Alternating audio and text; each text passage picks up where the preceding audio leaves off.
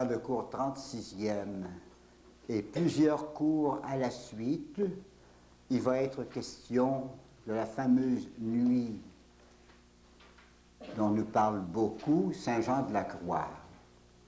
Ce mot-là paraît un petit peu curieux. Les premières fois qu'on entend parler de ça, on dit ça doit être bien obscur, il n'y a rien à comprendre là-dedans.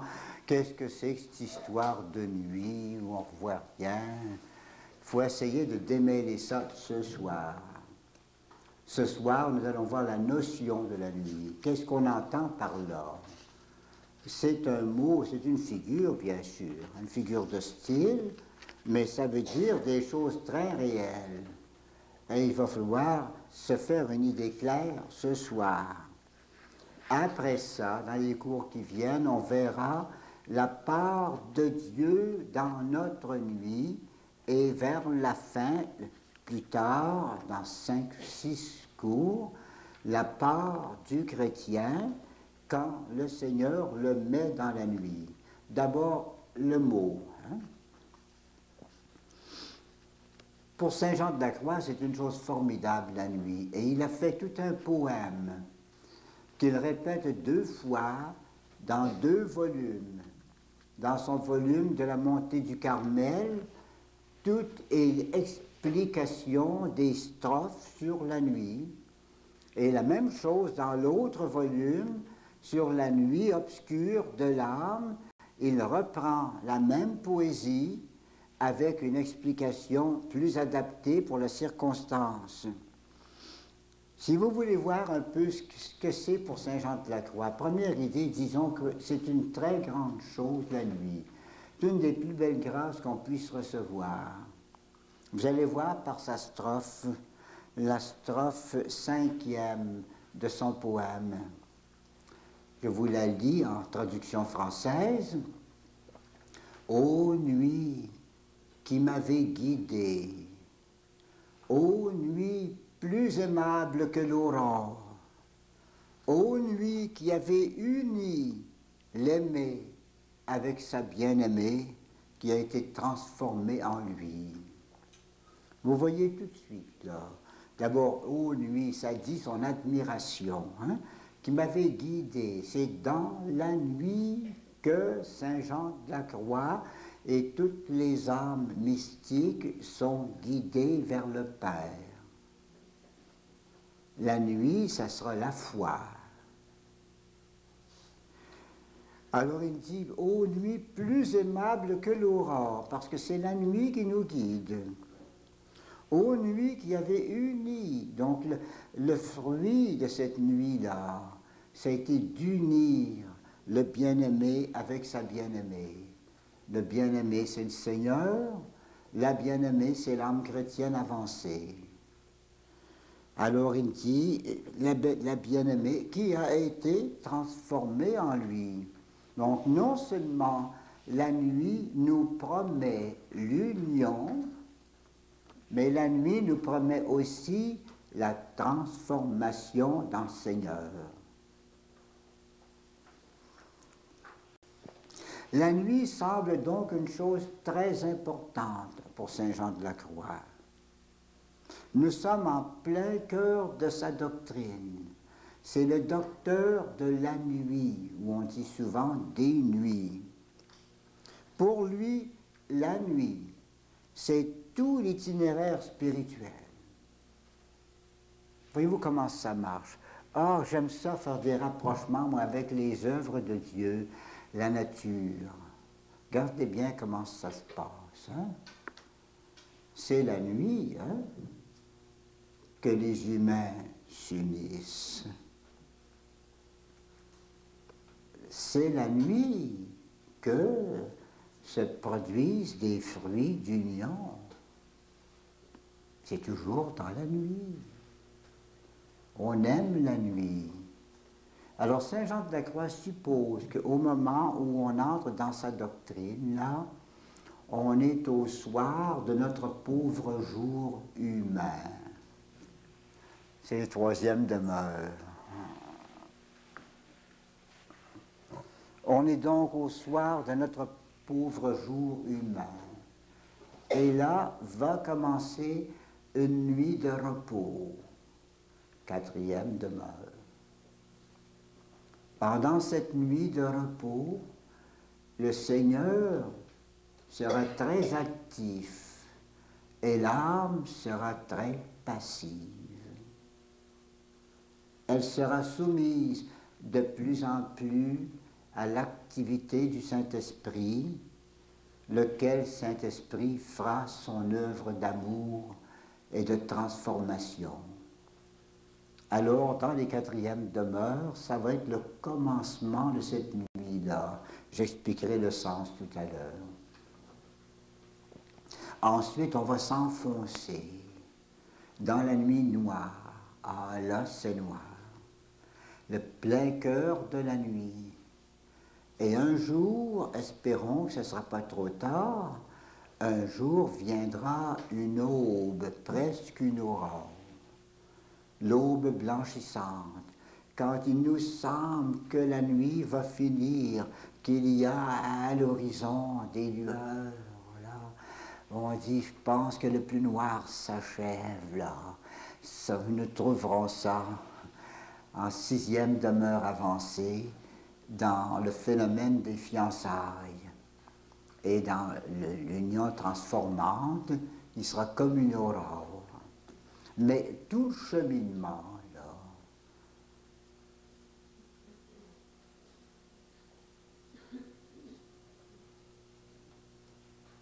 tout le cheminement, ça sera un cheminement dans la nuit.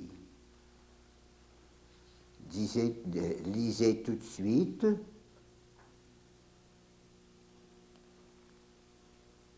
Dans la foi.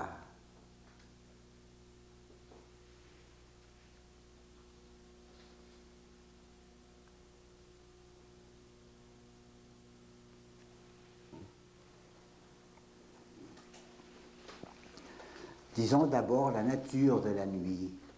Qu'est-ce que c'est? Ensuite, la nécessité d'y passer.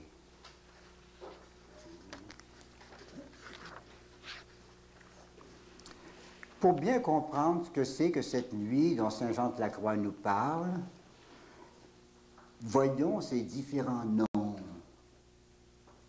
qui vont nous indiquer sa nature.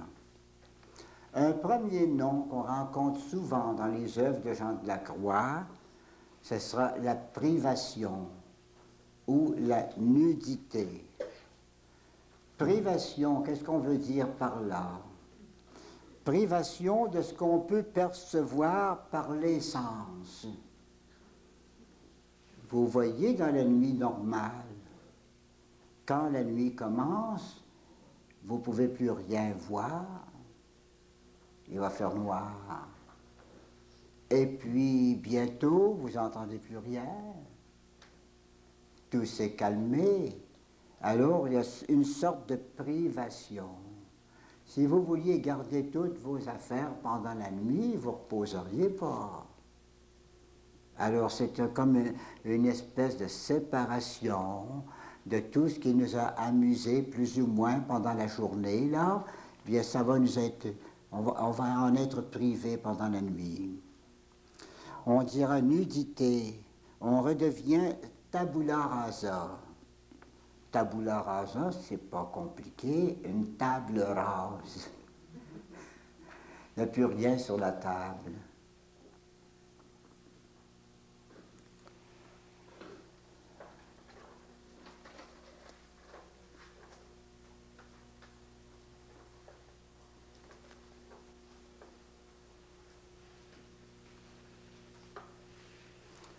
Ça veut dire que tout est effacé.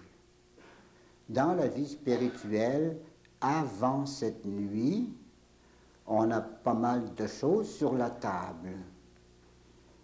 On a des livres, on a des images dans notre imagination, des comparaisons, des sentiments, des facilités de se recueillir et des choses comme ça.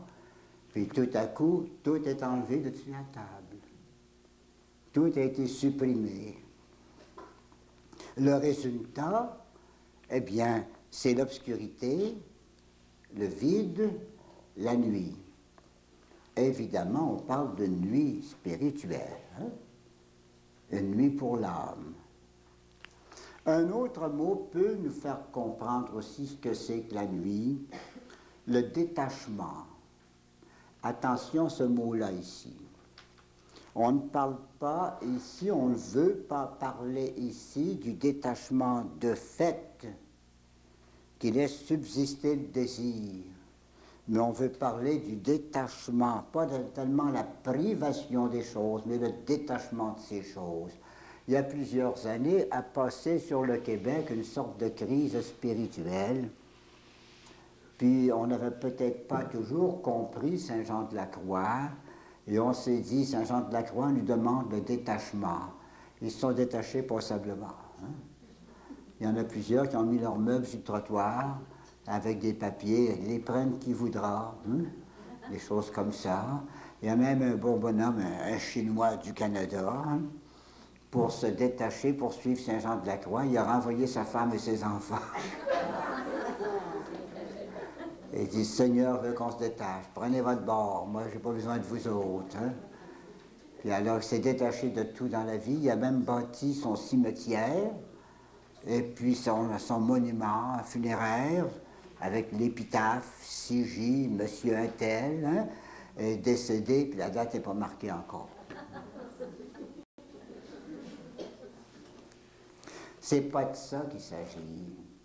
Car la privation de fait, là, n'a rien à voir. Ça laisse souvent subsister le désir. Beaucoup de gens qui sont pauvres, ils diront bien des choses comme ceci, « Oh, bienheureux les pauvres, notre Seigneur, elle l'a dit. » Mais guettez-vous bien, s'ils trouvent moyen d'avoir de l'argent, ils vont changer de style. Hein? Moi, je me rappelle une bonne vieille tante autrefois. Ils étaient pauvres, puis elle disait, « Oh, on est des bienheureux, eux autres. Une grosse famille. » Mais à un moment donné, le plus grand garçon a commencé à gagner. Et il nous apporte un gros salaire. Un peu plus tard, un deuxième qui gagnait. Encore un autre qui nous apportait un gros salaire. Puis finalement, ben, c'était plus une petite maison, un deuxième étage, une petite maison pauvre, là. C'était un château presque. Hein? On vivait à l'aise. Voyez-vous, c'est le détachement du cœur. Notre Seigneur a dit les pauvres dans leur esprit, dans leur cœur, pauvres d'esprit, pauvres de mentalité, pauvres de détachement, que le cœur soit détaché. Il y a des riches qui sont détachés de l'argent, puis il y a des pauvres qui sont attachés. Ils sont attachés à ce qu'ils n'ont pas. Mais ils voudraient tellement en avoir. On sait bien, mes chers amis, que c'est légitime d'ambitionner une certaine aisance. Quand on est en charge d'une famille, tout particulièrement, on voudrait une certaine aisance pour ne pas mettre sa famille dans la gêne, là, pour lui donner un peu d'aise, puis peut-être un peu aussi d'assurance pour l'avenir. C'est tout à fait légitime. Hein? Ce n'est pas une question d'attache dans ce temps-là. Mais la tâche, c'est lorsqu'on tient, c'est de l'avarice, quoi. Hein? On tient à toutes les choses, puis on ne voudrait pas lâcher pour rien au monde, là. Et c'est cette question-là. Les biens eux-mêmes ne nuisent pas. L'argent, directement, ça ne nuit pas. Qu'est-ce que ça peut bien nous faire, là? Des petites roulettes jaunes ou blanches. Ça peut bien faire, ça. C'est pas ça qui nuise, c'est la tâche qu'on y met. C'est le fait de mettre son cœur dans ces choses-là. Ça devient une espèce d'idolâtrie, alors. Il y en a qui adorent presque l'argent. Ils y mettent tout leur cœur et toute leur ambition, là. Alors, ils laissent le vrai Dieu pour ces faux dieux-là. Donc, si vous voulez, c'est cette question-là. Les biens ne nuisent pas par eux-mêmes. C'est la tâche qui peut nuire. Quand notre cœur n'est pas libre pour aimer le Seigneur, mais qu'il est attaché aux choses de la terre. Et alors, c'est ça qu'il faut combattre. Un autre mot peut faire comprendre encore ce que c'est que la nuit. C'est le mot mortification. Mortification du goût. sous tous les rapports. La nuit naturelle, comme ce soir, ça vient vite de ce temps-ci, hein, en nous privant de la lumière, nous prive des objets. Moi, je dis, quand on a éteint la lumière le soir, hein, ben, tout le monde est millionnaire. Ou bien tout le monde est pauvre. Ça revient au même, hein? Qu'est-ce que tu voulais que ça fasse? Quand bien même on aurait dans sa maison des statues en marbre, puis des miroirs, puis un beau foyer, puis toutes sortes de belles choses, des tapis de luxe, des tables de bois fin, là, qu'on aurait tout ça dans sa maison. Éteignez la lumière, vous n'avez plus rien. C'est la même chose que les pauvres. On pourrait dormir dans une cabane, puis ça serait le même sommeil, hein? Alors les riches deviennent pauvres, les pauvres deviennent riches du repos, quoi. C'est un peu ça l'idée, là. Donc, la mortification fait un travail semblable. Elle prive l'âme de tout ce que cherchent les tendances. Voyez-vous l'idée, là? Par exemple, on aime trop boire. On dit, t'en boiras plus. Ou bien tu vas modérer. On aime trop certains plaisirs, des loisirs dispendieux, bon, laisser tomber. Donc on laisse tomber des choses, hein? Les tendances, on va le dire plus tard, ce sont les défauts, ça. Les tendances à l'orgueil, à l'envie, la gourmandise et tout ça, hein? Alors, en nous privant, ça prive l'homme de ce que cherchent ses tendances. Si on se mortifie, bien, il y a des choses qu'on aurait voulu avoir, qu'on n'aura pas, on s'en détache, et puis alors on reste libre pour aller au Seigneur. L'âme se trouve comme privée comme les yeux dans la nuit, mais on repose. Donc il s'agit de mortification, non pas mortifier nos puissances ou nos facultés ou nos capacités, mais mortifier l'appétit ou la tendance. Faisons attention à ceci, c'est très délicat. Et chaque fois ou presque qu'il y a eu de grands travers du côté ascétique ou mystique dans l'Église, ça a tourné autour de cette question-là. Il y a des gens qui vous laissent priver de tout, puis d'autres qui vous laissent donner tout. Vous aviez le quiétisme qui cherchait toujours le repos, la tranquillité, puis le jansénisme qui cherchait toujours à se défaire. Hein? Marquez bien là que nos passions, puis tout ce qui constitue notre être humain sensible, là, c'est pas du mal, ça. Ce sont des dons de Dieu.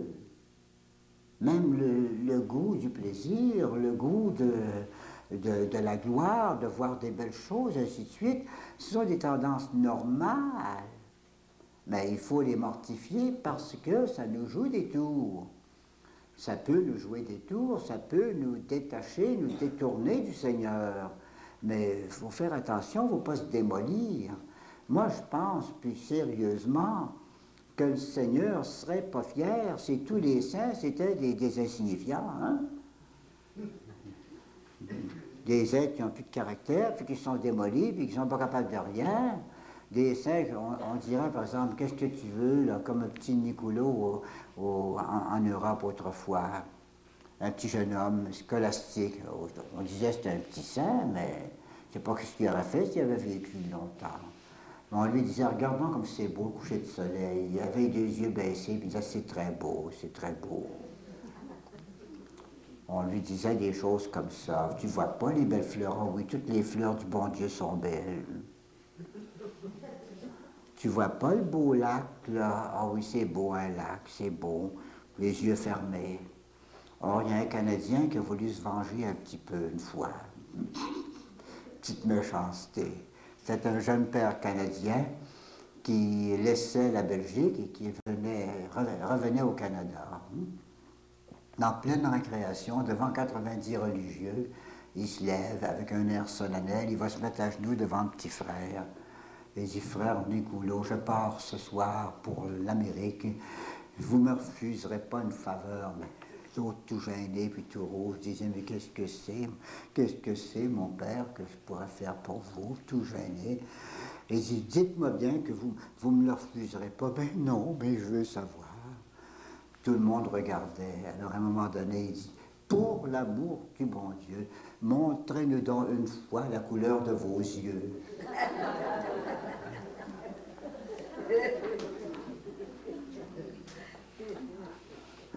Pensait que manger bon, c'est un péché. Pensait que voir quelque chose de beau, c'est un péché. Ainsi de suite. Il ne s'agit pas de ça du tout, du tout. Le Seigneur nous a fait un paradis. On l'a gaspillé un peu, mais il y a encore des petits coins qui sont beaux. Il nous a fait un paradis, puis il a mis des belles choses, mais c'est pour nous, c'est pour que nos yeux les voient, des harmonies, c'est pour que nos oreilles les entendent, et puis des choses semblables, il y a énormément de bonnes choses, des parfums, c'est pour qu'on puisse les sentir, puis en apprécier la délicatesse et la saveur. Il y a toutes sortes de choses comme ça, des bons fruits, très bonnes choses. Hein? Alors, il a fait ça pour nous. L'idée, c'est qu'on doit mortifier les tendances qui nous empêcheraient de donner notre amour au Seigneur ou de donner notre louange au Seigneur. Mais on peut profiter des belles choses. Voyez Saint François d'Assise. S'il y en a un qui était proche de la nature, puis qui savait tout ce qui est beau, puis qui le regardait, puis qui chantait, mon frère le feu, ma sœur l'eau, ah, qu'il était heureux là-dedans, dans le paradis, parce qu'il était détaché. C'est ça l'idée, là. Donc, il s'agit de mortifier non pas nos puissances, démolir notre caractère, c'est bon à rien ça, mais mortifier l'appétit, le goût exagéré des choses ou nos tendances. Il ne s'agit pas d'anéantir nos puissances, nos facultés, mais de mortifier leurs tendances, c'est-à-dire leurs exagérations. C'est donc une mise en garde que Saint Jean de la Croix nous fait, mise en garde contre la tâche du cœur. Hein? Alors, comment on décrit la nuit? Cette nuit est motivée de la façon suivante. Un point de départ. Qu'est-ce que c'est le point de départ de la nuit? C'est quand tout commence à disparaître. Alors, pour Saint Jean de la Croix, ça veut dire se priver. Et pour Saint Jean de la Croix, le point de départ, c'est les 3 premières demeures. Déjà là, on est supposé se mortifier et puis éviter les exagérations du goût, du plaisir, se détacher comme ça, hein, par la mortification. Le moyen d'avancement dans la nuit, ce sera la foi obscure. Et là, ce sont les 4e demeures. C'est pour ça qu'on en parle ici, parce qu'on est rendu aux 4e demeure. Hein? Le terme, tout ça, tout cet enfoncement dans la nuit, cette traversée de la nuit, c'est pour arriver à Dieu, mais un Dieu incompréhensible, un Dieu qui nous dépasse infiniment. Cette nuit comporte donc 3 phases. D'abord le crépuscule, c'est la disparition du soleil, aux nuits tombantes, c'est-à-dire le point de départ, alors que le sensible nous échappe. Vous savez, il va arriver, là, puis je vous prépare à ça dans le cours d'aujourd'hui, de plus en plus dans les cours 37, 38, 39, 40 et 41, là, on va parler de cet enfoncement dans la noirceur, la nuit de foi. Et ce n'est pas de la poésie, ce n'est pas de l'imagination. Il y a beaucoup de gens qui vivent ces choses-là. Il y en a sûrement parmi vous. Ce n'est pas une affaire ridicule, c'est une affaire sérieuse que plusieurs vivent. Ils ne savent pas toujours comment s'exprimer, mais on va trouver des mots ici, là. Donc le crépuscule, c'est la nuit tombante, c'est-à-dire le point de départ, alors que le sensible nous échappe. Il y aura ensuite le cœur de la nuit, ou la nuit noire, le fond de la nuit, c'est-à-dire le chemin à suivre et la vraie foi, la voie de la foi obscure. Parlons avec d'autres mots, la contemplation. La contemplation, c'est la foi. Et ça commence en 4e demeure, Et quand la contemplation commence, on n'est plus capable de méditer. Donc c'est les choses intellectuelles qui s'en vont. La noirceur dans nos livres. On ne comprend plus rien. Hein? On ne comprend plus dans nos réflexions, nos méditations. On n'est plus capable. Ça s'en va, ça s'en va. Hein? Et puis vous vous en allez vers une sorte de douceur tranquille. Alors, je n'ai rencontré encore une personne hier. C'est gentil comme tout, une jeune personne. Hein? Elle me dit, je suis plus capable de dire mon chapelet, je suis plus capable de méditer, je comprends plus rien dans mes livres, mais j'aurais rien qu'envie de me reposer devant le Seigneur. Mais fallait, ma bonne, fais ça, c'est la foi, ça. Donc c'est la voie des progressants. Enfin, il y aura l'aube, suivie de la clarté de l'aurore, c'est-à-dire le soleil qui est proche, le terme où Dieu lumière. Cette traversée de la nuit va se faire en deux bonds, c'est-à-dire en deux périodes ou deux tendances. Là. Bondir, un premier bond, du sens à l'esprit. Partir du sens, où on médite, où on jouit de consolation sensible, toutes ces choses-là, et sous la conduite du Saint-Esprit, partir de toute cette sensibilité-là, pour entrer dans l'esprit. L'esprit où il y aura intelligence, mais pas imagination. Il n'y aura pas de raisonnement, mais il y aura simplement le regard contemplatif devant le Seigneur. On a déjà vu d'ailleurs un cours sur la notion de la contemplation. Après ça, une fois qu'on est entré dans l'esprit, une deuxième période consistera à bondir, si vous voulez, de l'esprit jusqu'à Dieu. Dieu habite le centre de notre âme, et alors toujours et de plus en plus sous la conduite du Saint-Esprit, on sera comme projeté à l'intérieur de soi-même pour l'union parfaite avec le Seigneur. Cette nuit, donc, couvre tout l'itinéraire spirituel. À partir du moment où vous devenez spirituel, que vous vous lancez vers Dieu, vous commencez à vous mortifier, puis vient le Saint-Esprit qui, lui, vous prive de choses qui vous paraissaient légitimes, des beaux livres de méditation, des choses comme ça, et puis là, il vous enfonce dans la foi. L'épreuve. Ça paraît une épreuve terrible, mais c'est la foi. C'est la vie où se trouve Dieu, ça. C'est Dieu dans le voile. Et puis il vous amènera jusqu'à l'union parfaite, ainsi. Alors là, vous pouvez voir la première période de cette nuit passive. Il y a eu d'abord une période active qui était les trois premières demeures. Mais la première période de cette nuit, sous l'action du Saint-Esprit, ce sera quatrième et cinquième demeure. Et la dernière période, cinquième et sixième et septième demeure. Nous faisons la pause ici. Les tendances ou les défauts.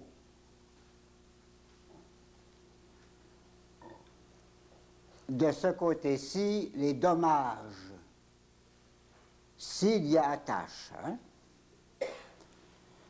Là-bas, tendance pleinement volontaire en matière grave ou en matière de péché mortel. Qu'est-ce que c'est la matière de péché mortel? C'est les choses qui objectivement sont contraires absolument à la volonté de Dieu.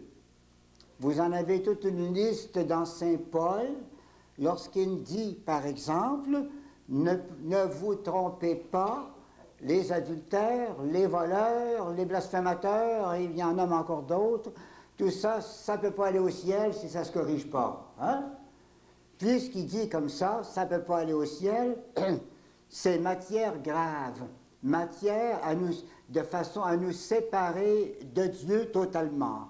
Ça ne peut pas marcher avec Dieu si on fait ça avec pleine volonté. Par exemple, blasphémer. Il y a beaucoup de gens qui blasphèment, mais ce n'est pas toujours pleinement volontaire. Quelqu'un qui blasphémerait avec pleine volonté, il sait ce que c'est, puis en veut à Dieu, puis lui crierait des insultes, évidemment, là, c'est pleinement volontaire, c'est assez grave que ça empêche d'aller au ciel. C'est ça, matière grave. Hein? Vous avez l'adultère. Il y a des petites choses, il y a des choses, même en sensualité, qui ne sont pas toujours matière grave. Hein? Voir quelque chose d'un peu sensuel en passant, puis, comme disait le bon vieux, là, hein, je ne m'arrête pas, mais je passe tranquillement. Hein?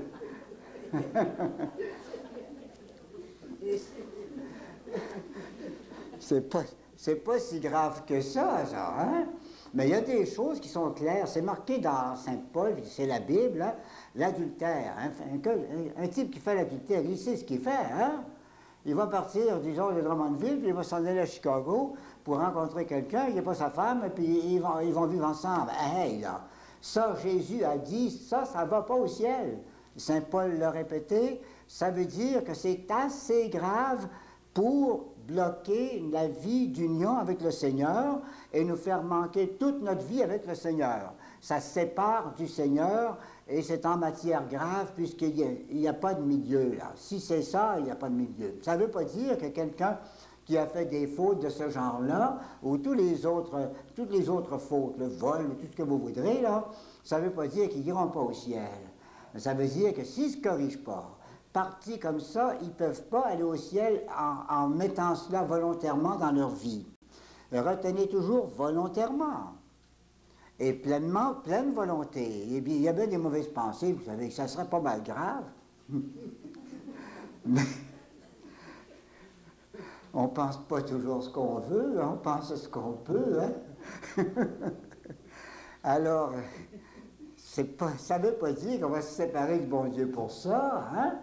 Mais pleinement volontaire, c'est ça qu'on veut dire. Si c'est matière grave, désignée par le Seigneur contre sa volonté, et puis connue là, par la Bible, par la Sainte Écriture, ou par l'enseignement de l'Église, et en matière grave, eh bien, le dommage, il est privatif. Ça veut dire que ça nous ôte l'amitié avec le Seigneur, ça nous sépare du Seigneur et ça nous empêcherait, la mort advenant, là, ça nous empêcherait de passer au ciel. Hein? C'est ça, le dommage.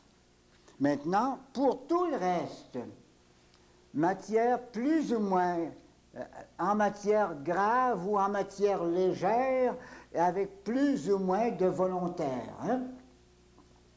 Même en matière grave, s'il n'y a pas pleine volonté, ça ne fait pas un dommage privatif. Ça ne nous ôte pas le Seigneur.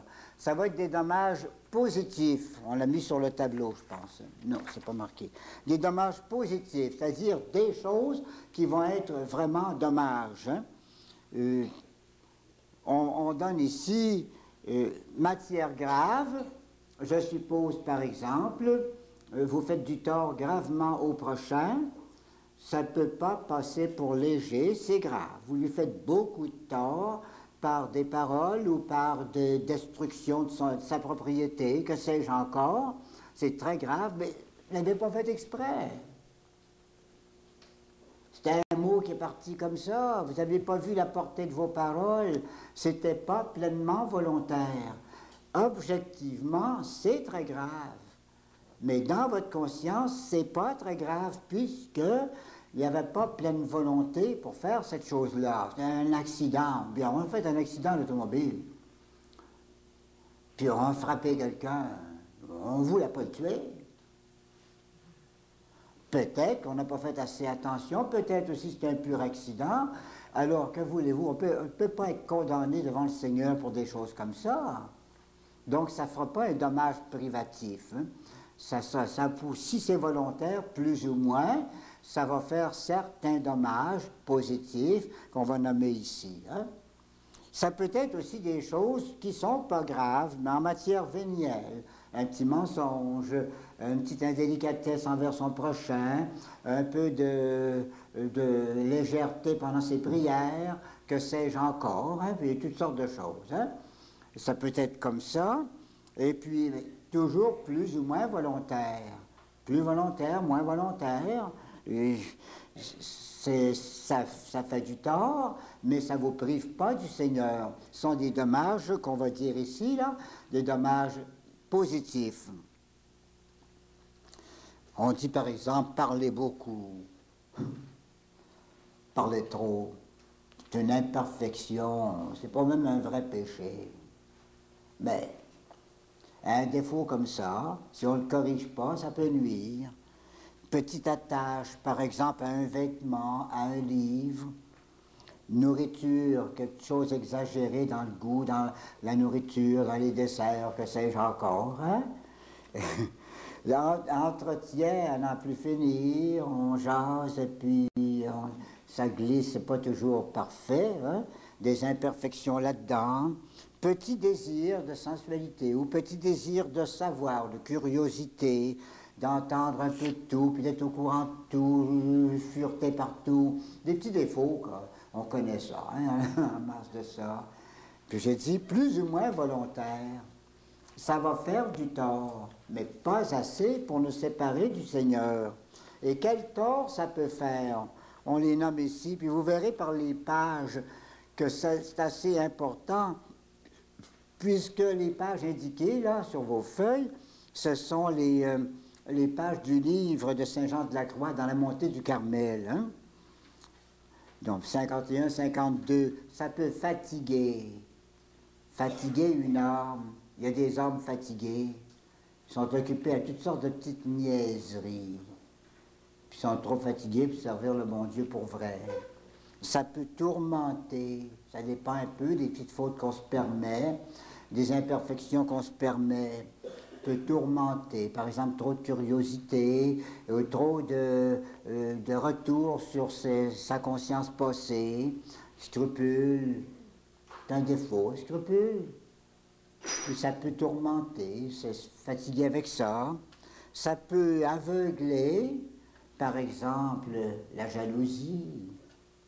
On ne voit pas clair dans ce temps-là.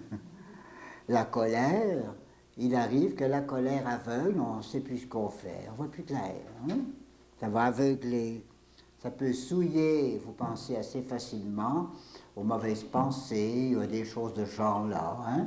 Ça peut aussi affaiblir, vous pouvez penser à la paresse dans ces exercices de piété, dans ces devoirs de religion, ça va affaiblir. Et tout ça, ce sont des dommages. Pour éviter les dommages, il faut se mortifier. Et c'est ça qu'on appelle la nuit. S'il s'agit maintenant de tendances non volontaires en bas là, aucun dommage spirituel, n'importe quoi, même en matière grave. La pire chose, si c'est pas volontaire du tout, je ne l'ai pas voulu, non, je ne l'ai pas voulu absolument pas. C'est arrivé, je ne sais pas comment, hein? Bon, ou bien encore des choses plus petites, peu importe là, hein? Mais s'il n'y a pas aucune volonté de faire quelque chose de pas bien, ça fera jamais de tort. Aucun tort pour votre vie spirituelle. Peut-être que ça va embêter le voisin, par exemple, dans certains cas. Peut-être que ça peut aussi vous déranger dans la vie ordinaire, mais du côté de votre conscience, là, du côté de votre rapport avec le Seigneur, peu importe qu'est-ce que c'est, si c'est pas volontaire du tout, ça fait absolument pas de tort. Alors on peut essayer ici quelques éclaircissements ou quelques applications. Saint Jean de la Croix parle des dommages particuliers à chacun des péchés capitaux. Pourquoi les appelle-t-on des péchés capitaux, là? C'est parce que c'est des têtes de péché, ça. Caput, c'est la tête, hein? C'est des têtes de péché.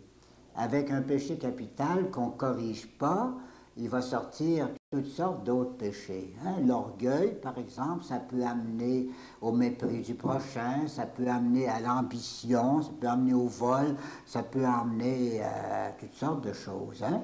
C'est un péché capital, une tête. Alors on en nomme ici. Orgueil spirituel. Orgueil spirituel. Quelques exemples apportés par Saint Jean de la Croix.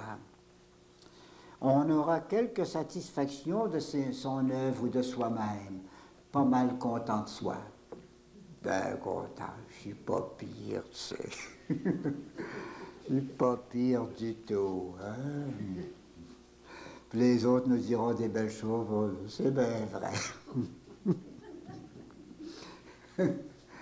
Voyez-vous, orgueil spirituel. Vanité, parler du spirituel devant les autres, enseigner plutôt que d'apprendre. Faire les leçons partout tout autour. Pas toujours mandaté pour ça. Hein? Il y a des gens qui sont toujours prêts à faire la leçon, mais ils n'apprennent pas la leçon quand même. De condamnation des autres. Ça aussi, c'est une forme d'orgueil. On dira, ah ben vous savez, c'est un bien bon type, mais il y a tel défaut. Hein? Alors c'est une brave personne, mais si c'était pas de telle chose, hein? Puis alors on condamne. S'arranger de façon que personne ne paraisse bon en dehors de soi.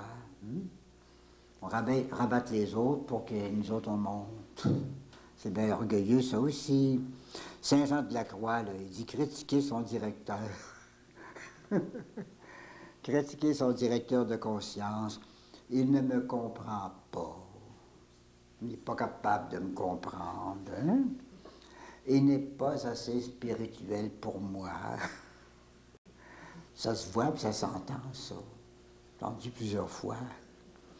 Beaucoup de projets qui n'aboutissent pas. On essaye tout, puis on se lance, va faire ci, va faire ça, tu vas voir, puis on se lance, puis finalement, il n'y a rien. Il n'y a rien qui fait. C'est de la broue. Soupir, attitude étrange. Par exemple, marcher la tête à midi moins 5 pour se donner un petit air de sainteté, des petites choses comme ça, c'est pas grave, mais c'est des petits défauts, hein? Et répugnance à ce qu'on fait si clairement, minimiser ses fautes, s'excuser tout le temps, s'impatienter de n'être pas des saints. C'est autant de petites formes d'orgueil, là. C'est pas le gros péché d'orgueil, la grande chose orgueilleuse, mais ça s'infiltre un petit peu même chez le bon monde. Hein? Il y en a des petits frottements de ça des fois. Des exemples d'avarice. Ici, l'avarice, on parle de l'avarice, pas seulement vouloir avoir de l'argent, mais pour les personnes qui avancent, là, ce sera l'avarice du côté des choses spirituelles. Avare pour les biens spirituels.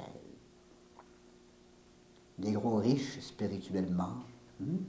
Accumuler ses indulgences, faire des comptabilités d'indulgences, devrait être bon pour passer correct parce que j'en ai pris des indulgences, moi ici.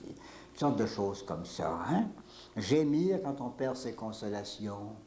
Je me rappelle une personne qui est venue me trouver 28 décembre. Elle était tout en lamentation. Qu'est-ce qui se passe? Elle est venue avec une compagne, elle a dérangé l'autre, elle a pris un autobus, elle est venue me déranger une bonne heure. Elle est venue me dire qu'elle n'avait pas eu de consolation à la messe de minuit à Noël. Puis après, ben, elle dit, ça fait de la peine. Ben, elle dit, le lendemain, la messe du jour, c'était pas mieux. Puis les 2 jours après, là, le 27, c'était pas mieux. Puis le 28, elle n'en pouvait plus. C'était le jour de la fête des Saints Innocents.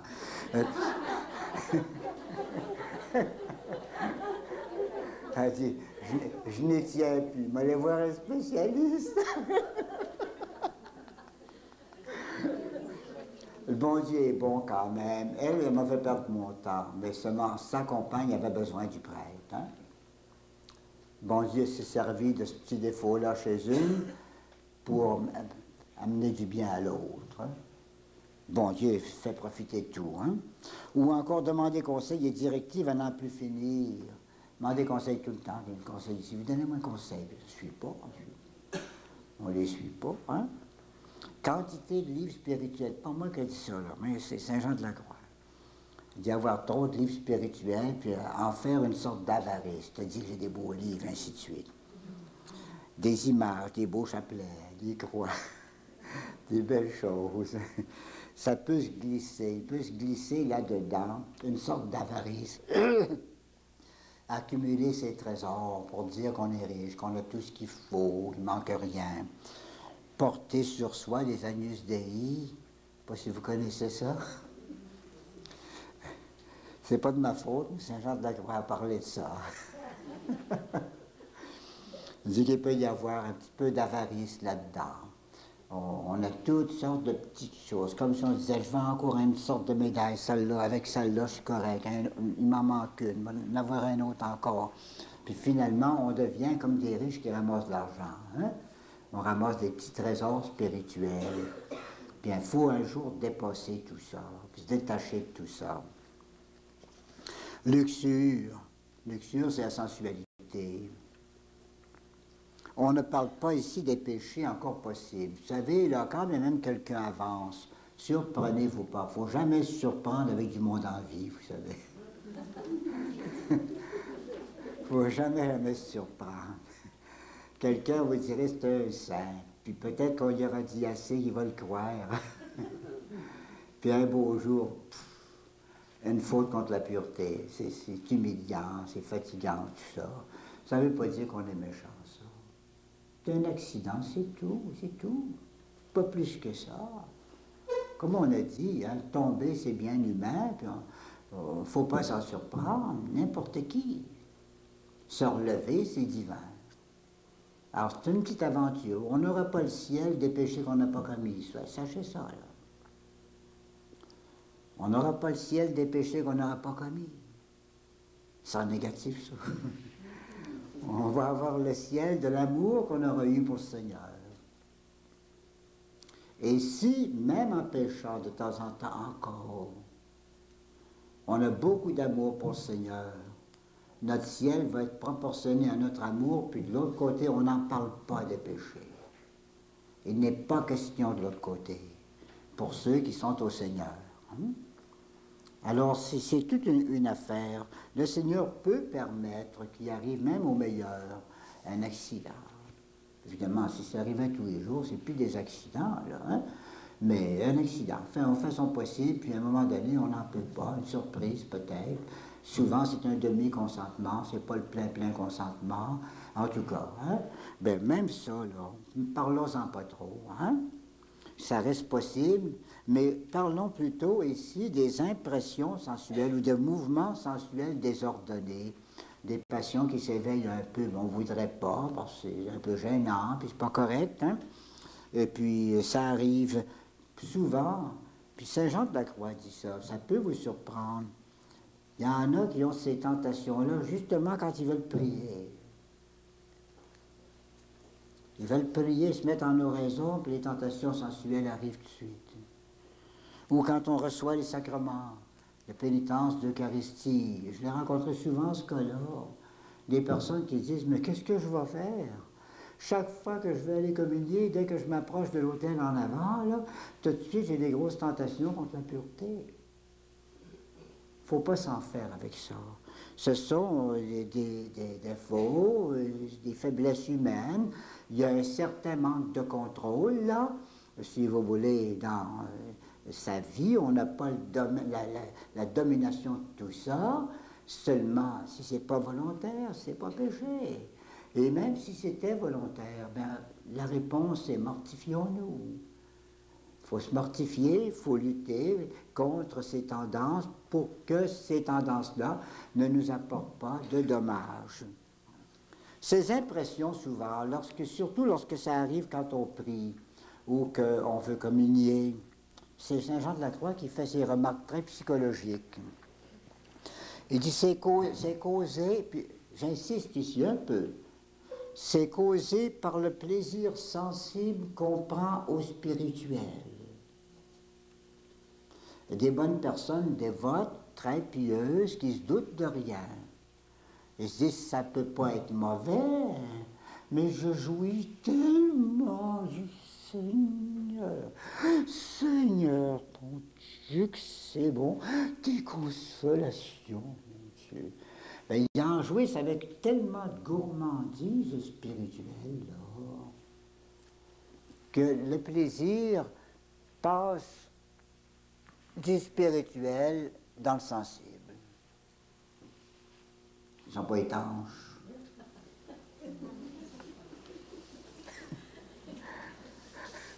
Leurs consolations spirituelles ne sont pas capables de les garder en dedans. Ils en parlent trop.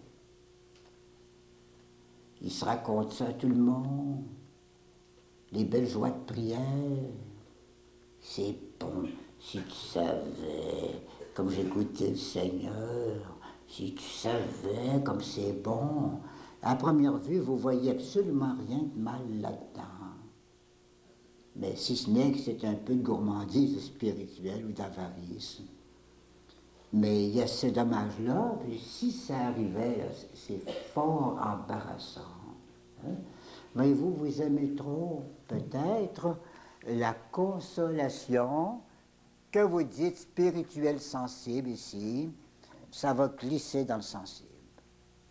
Puis souvent, le sensible puis le sensuel, c'est pas mal proche. Hein? Alors, ça peut être une cause. Une autre cause, d'après Saint Jean de la Croix, c'est le démon lui-même, qui veut se venger parce qu'on s'approche des sacrements ou de la prière. Une autre cause aussi, c'est très psychologique, ça, c'est la crainte, réveillée à l'occasion de ce qu'on voit, ce qu'on dit, ce qu'on imagine. On a toujours peur que la tentation revienne, puis on a assez peur qu'on ait le jour dedans. On peut dire à plusieurs personnes, pense-y moins. Je dépasse cette idée-là, puis je pense à d'autres choses, quoi. Je ne tourne pas toujours autour de ces sortes de tentations-là. Autrement, plus tu en as peur, plus ça va revenir. Hein? Alors, ce sont des choses qu'il est bon de savoir. Le démon peut faire grand dommage s'il réussit à troubler les sens chez les âmes tendres et délicates. Passons. Il y a d'autres défauts encore. La jactance. Jactance, c'est se vanter, ça. Tempérament qui veut se vanter tout le temps. L'emphase, la vaine complaisance. Jactance à parler de dévotion, à faire des actes de piété, ou encore vaine complaisance dans des affections, sous prétexte de spiritualité. Club des purs. Nous autres, on est des spirituels. On se réunit, nous autres. On vit des belles choses, nous autres. On est vraiment des spirituels, nous autres. Hein? Pas comme ce public-là, hein? En arrière de l'église, là. Nous autres, hein? Colère. Fâché à la moindre occasion, toujours fâché. Insupportable après un recueillement suave. Ça arrive drôle. On va être en prière profonde, un beau recueillement spirituel. On est dans le bon Dieu. Là. Oh, Seigneur, que c'est bon, que c'est bon. Si vous sortez d'oraison, la première personne qui vous dit un mot un peu plus haut que l'autre, vous êtes fâché, une colère. Puis alors, tout le monde reste surpris. Comment? Ça se fâche du Saint-Monde comme ça?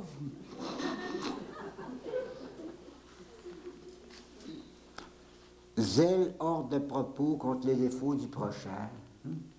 On veut donc corriger les autres, les aider. On ne se corrige pas soi-même. Impatience parce qu'on manque d'humilité. Quand est-ce que je vais être humble?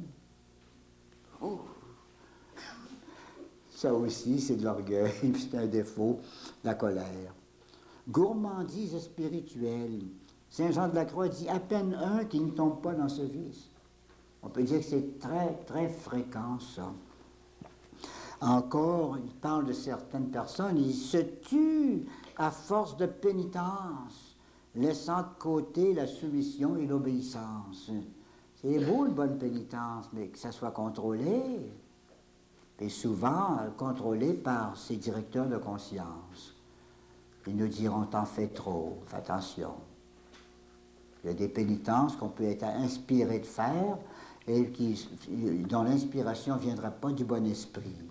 Alors on va se fatiguer, on va se ruiner, et ensuite on ne peut plus rien faire de bon. On ne peut plus se mettre à genoux, on ne peut plus se recueillir longtemps, on s'est brisé, quoi. Ou en allant communier, dit toujours Saint Jean de la Croix, ces gens-là cherchent du goût. Et à l'oraison, la même chose, ils se fatiguent, ils se cassent la tête, et devant la croix, ils sont lâches, pas capables d'accepter un petit sacrifice. Dernier défaut, l'envie, la jalousie du bien spirituel des autres. me rappelle, moi, quelqu'un en retraite fermée, une personne qui est venue me chicaner parce que j'avais gardé une autre traitante en direction plus longtemps qu'elle. Elle est revenue, elle a dit, vous allez m'en donner du temps, j'en veux moi aussi. Oh, tout de même, là, hein? Peine sensible du progrès des autres, c'est rare, mais ça se rencontre. Jaloux parce que les autres font du progrès. C'est pas bien beau, ça. Paresse à faire les exercices spirituels élevés. Ça, cette sorte de paresse-là, ça s'appelle assédie. Le vrai nom, c'est assédie. A-C-E, accent aigu, D-I-E. C'est l'assédie qui est le péché capital. C'est pas l'autre paresse. L'autre paresse, c'est un défaut aussi. La paresse à travailler, par exemple. Hein? La paresse, disons, une jeune fille, elle avait la vaisselle pour aider sa mère. Hein? La paresse, un petit gars qui fait les commissions, il veut pas, il veut s'amuser, n'importe quoi comme ça. Là. La paresse des élèves, ainsi de suite. C'est pas ça qui est le péché capital. C'est un péché, c'est un défaut. Mais l'assédie, ça c'est un péché capital parce que c'est la source de beaucoup de maux. Ça consiste quoi? C'est marqué ici.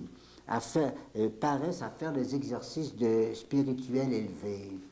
On aime mieux faire des exercices spirituels pas forçants. Hein? On va dire, moi je dis mon chapelet, c'est assez.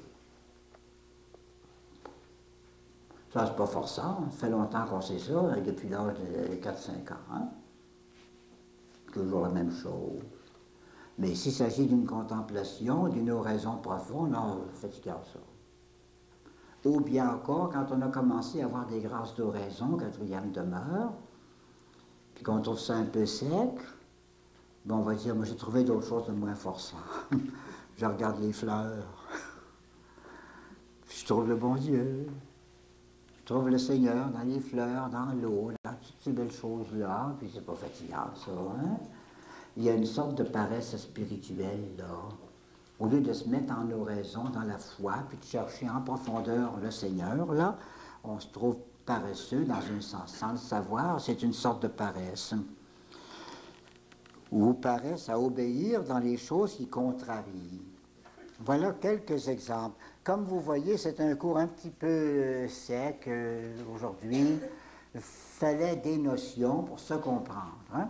Retenons l'idée principale que pour avancer dans la vie spirituelle, il faut des renoncements, il faut des détachements. Et ce sont ces détachements et ces renoncements-là que Saint Jean de la Croix et les mystiques appellent les nuits. Nuit active, quand c'est nous qui nous détachons volontairement sur des petites choses, là, et puis nuit passive, lorsque c'est le Seigneur qui nous prive, qui nous met dans l'obscurité, dans les sécheresses. Hein? Alors, vous avez ici les phases et les modes. Purification. On présente ici les nuits comme des purifications. Purification de la partie sensitive. Partie sensitive, c'est tout ça, là, la première profondeur, hein? Même en bordure du spirituel sensible. Un peu ça aussi, c'est encore la partie sensitive, ça. Première phase, les 3 premières demeures, la nuit sera simplement active et pas passive, c'est-à-dire que le Saint-Esprit n'a pas commencé encore l'œuvre de son action par les dons. On fait comme tout le monde, on essaye de se mortifier et de corriger ses défauts. Ça, c'est la nuit active, première phase. Deuxième phase de cette nuit-là, elle sera passive, celle-là. Ça veut dire la nuit du sens. C'est celle-là que nous allons étudier à partir du mois prochain, là.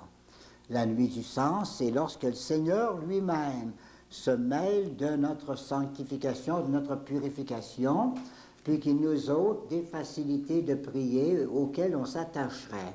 On s'attache volontiers à des méditations, on s'attache volontiers à des consolations, bien il va nous les ôter.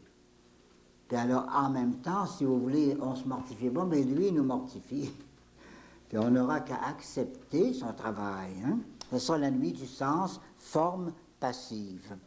Et plus tard, dans la troisième période, là, dans la fin de la vie, ça sera la purification de la partie spirituelle au centre de l'âme. Elle sera active et passive, c'est-à-dire qu'il y aura encore des mortifications à faire, mais elle sera surtout passive.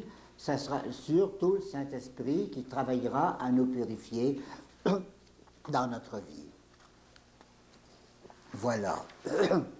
Alors là, nous aurons des cours 37, 38, 39 et 40. L'aspect passif.